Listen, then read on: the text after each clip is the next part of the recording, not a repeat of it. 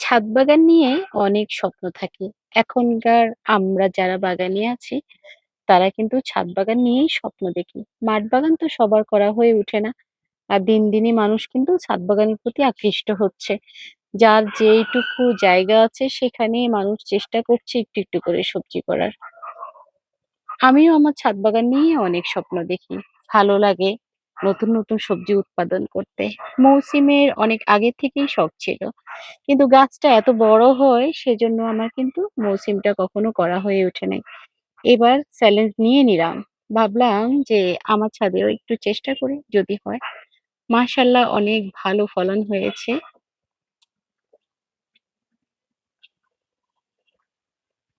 অনেকদিন ছাদে না থাকায় সিমগুলো কিন্তু শক্ত হয়ে গিয়েছে। খাওয়ার উপযোগী কয়েকটা আছে, বেশিরভাগ সিমই কিন্তু শক্ত হয়ে গিয়েছে।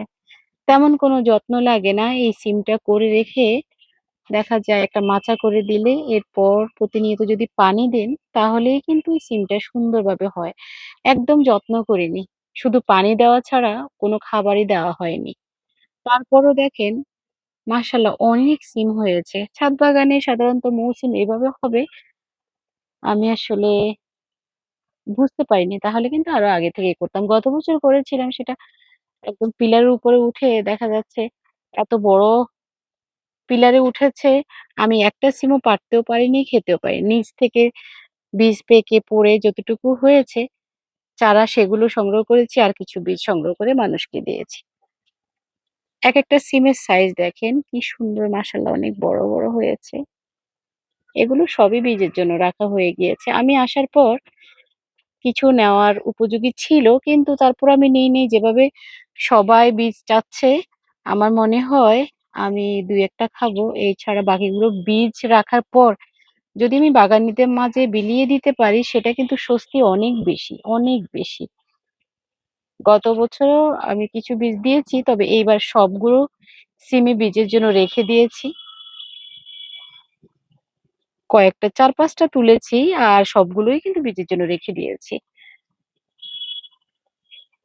তা আমরা চাইলেই সবকিছুই সম্ভব। সবকিছু করা সম্ভব ছাদে। আমার মাচাটা দেখেন এই যে আমার ক্যামেরায় যতটুকু আসছে সেটুকুই। এটুকুতে দেখেন এই সাইডটা কিন্তু খালি রয়ে গেছে। এইটুকু জায়গার মধ্যে হয়ে গিয়েছে। কারণ আমি প্রতিনিয়ত গাছটাকে পেঁচিয়ে দিয়েছি। যেখানেই ডালটা একটু বের হলো সেটা মাচার দিকে ঘুরিয়ে পেঁচিয়ে দিয়েছি। যার কারণে ছোট্ট একটু জায়গাতেই কিন্তু হয়ে গিয়েছে।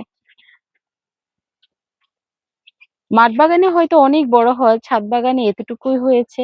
আর গতবার যখন করেছিলাম তখনও পিলারে উঠে যাওয়ার কারণে সেগুলো সংগ্রহ করতে পারিনি। সেজন্য এবার মাচা করে দিয়েছি। আলহামদুলিল্লাহ ভালো হয়েছে। আপনারা চাইলেও মৌসিম বাগানে করতে পারেন। আর সাইজও অনেক বড়, বড় হয়েছে। এগুলো তোলা যাবে। এগুলো কয়েকটা তোলা যাবে। এগুলো তুলে নিবো আজকে।